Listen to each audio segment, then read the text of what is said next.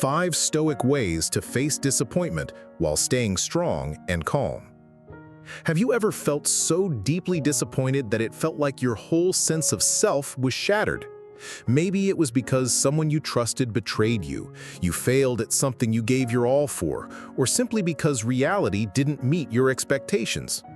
Disappointment can make us want to lash out, give up, or even hurt ourselves, emotionally or physically. But this is where Stoicism offers a quiet yet powerful way forward, teaching us not to be swept away by the storm of emotions, but to learn how to swim within it. Stoicism isn't about suppressing feelings, it's about understanding them and then choosing the wisest way to respond.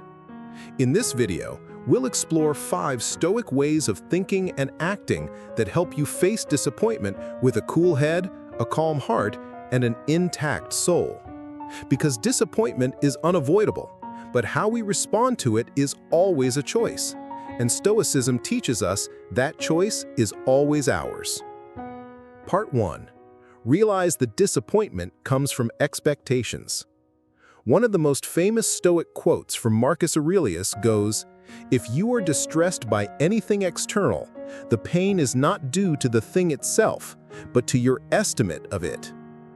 This means the source of your pain isn't the event itself, but the expectations or meaning you assign to it. Disappointment doesn't come because the world failed you, but because you expected the world to behave exactly as you wanted. This isn't blaming the victim, but inviting us to realize that often we hurt ourselves through unrealistic hopes. Imagine this. You invited your best friend to your graduation, even reminded them several times because this moment is important to you. You pictured them showing up, bringing flowers, hugging you, and saying, "I'm proud of you." But on the day, they don't show up. No calls, no messages, no explanation. You sit in your seat with a bitter smile, watching others celebrate with their loved ones, and you feel empty. Disappointed? Definitely. But look deeper. Your friend's absence is just one fact. Your pain comes from the mental picture and expectations you built around their presence. You imagined an emotional scene like in the movies, and when reality didn't match, you felt crushed. But in truth, you are carrying the weight of expectations you created yourself.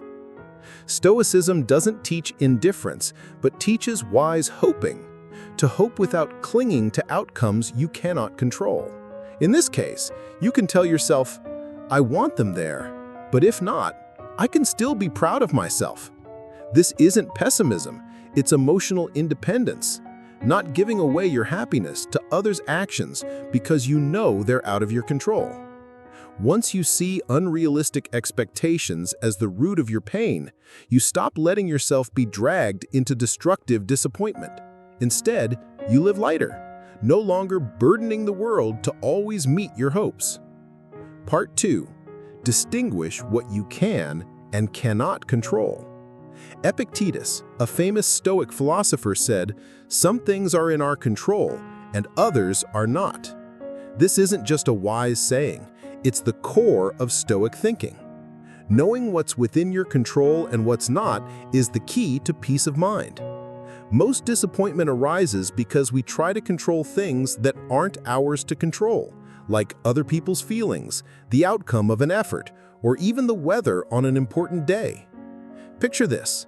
You prepare meticulously for a dream job interview.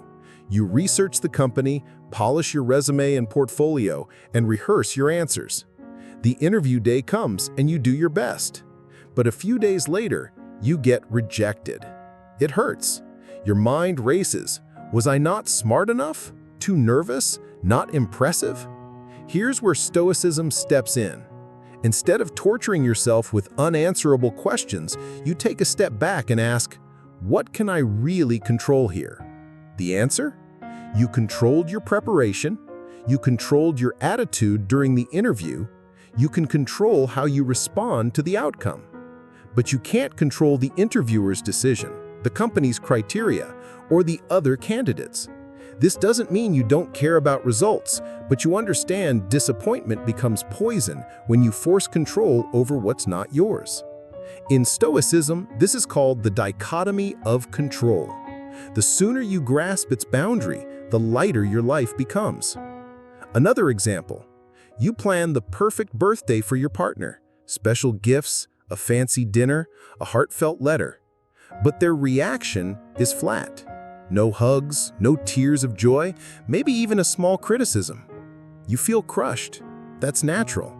But if you hold to Stoic principles, you realize your expression is your responsibility. Their reaction is theirs. You can learn and adjust for the future, but won't blame yourself for things beyond your control.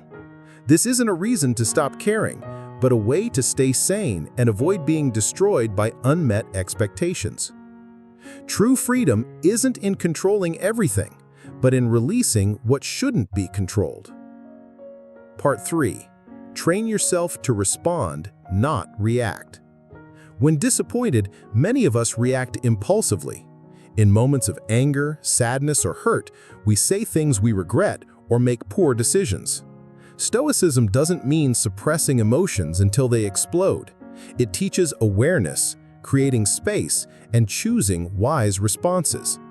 Viktor Frankl, a psychiatrist and Holocaust survivor, said, "Between stimulus and response, there is a space. In that space is our power to choose our response." This perfectly aligns with Stoic thought. The small space between event and reaction is where freedom lives. The more we train ourselves to widen that space, the more control we have over our lives. Imagine this. You've been in a relationship for 2 years with someone you thought was your forever. Suddenly, they break up via text. No explanation, no discussion. Natural reactions? Panic?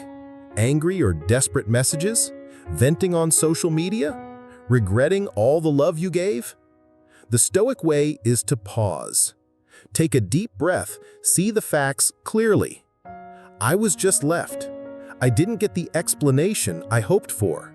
I feel hurt, confused, and disappointed. Then ask, what response will keep my dignity and peace intact?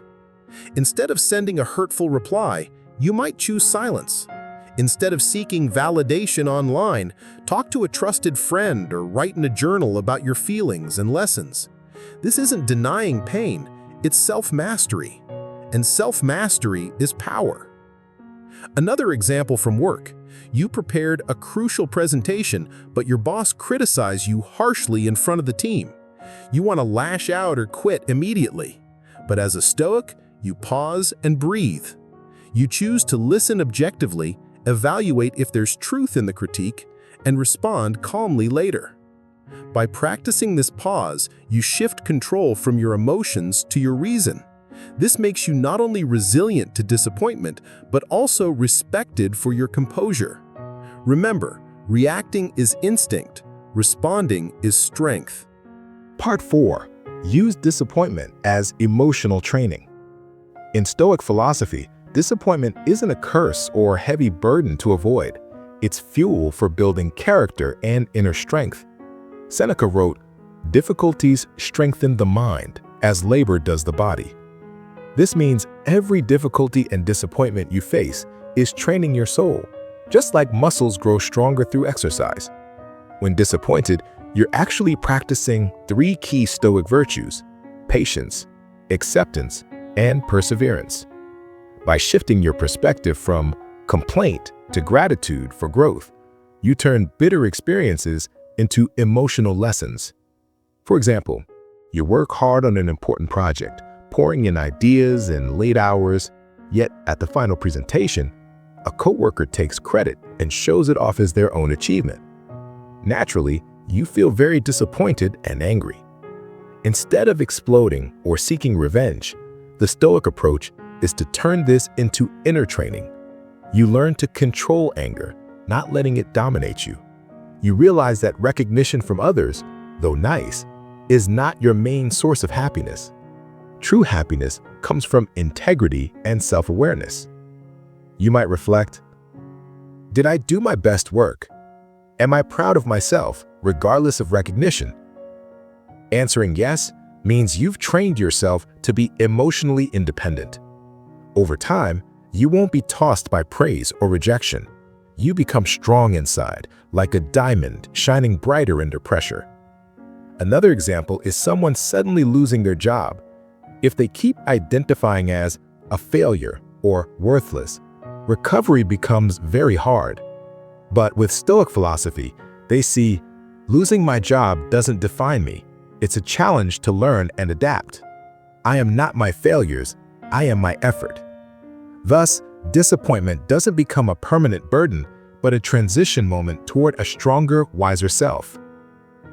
As a closing and as a reminder, disappointment hurts, but it can also be a priceless teacher if we know how to listen.